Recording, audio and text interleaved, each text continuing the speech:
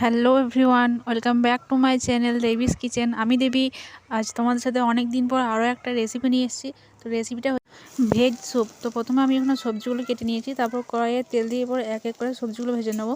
তো এই প্রথমে আমি এর মধ্যে আদা কুচি রসুন কুচি দিয়ে এটাকে হালকা একটু ভেজে নিয়ে তারপর এর মধ্যে পেঁয়াজটাকে দিয়ে সেটাকে কিছুক্ষণ নাড়াচাড়া করে একটু লালচে মতন করে নেবো।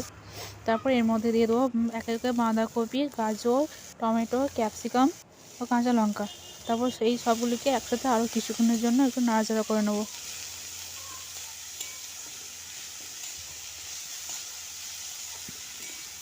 এটা যখন হালকা হালকা একটু ভাজা ভাজা হয়ে আসবে তখন এর মধ্যে জল দিয়ে দিতে হবে। তো দেখো আমার এখানে ভাজাটা কমপ্লিট হয়ে গেছে। এরপর আমি এর মধ্যে জল দিয়ে দেবো পরিমাণ মতন।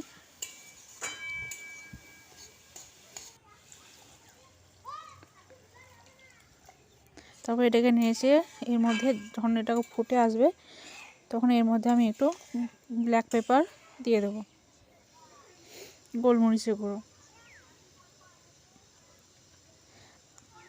তারপর এর মধ্যে দিয়ে দেবো একটু লবণ স্বাদ অনুযায়ী আর অল্প একটু চিনি। তারপর এটাকে নাড়াচাড়া করে আমি কিছুক্ষণের জন্য এটাকে ঢাকা দিয়ে দেবো যাতে এটা পুরোপুরি সেদ্ধ হয়ে যায়। তারপর আমি একটা বাটিতে এখানে কর্নফ্লাওয়ার গুলে রেখেছিলাম, সেটাকে এটা ফুটে এলে পরে এর মধ্যে দিয়ে দেবো, যার ফলে এটা একটু ঘন টাইপের হবে। তো কর্নফ্লাওয়ারটা দিয়ে একটু নাড়াচাড়া করে এটাকে কিছুক্ষণের জন্য আবারও ফুটিয়ে নেবো, তাহলেই এটা রেডি হয়ে যাবে।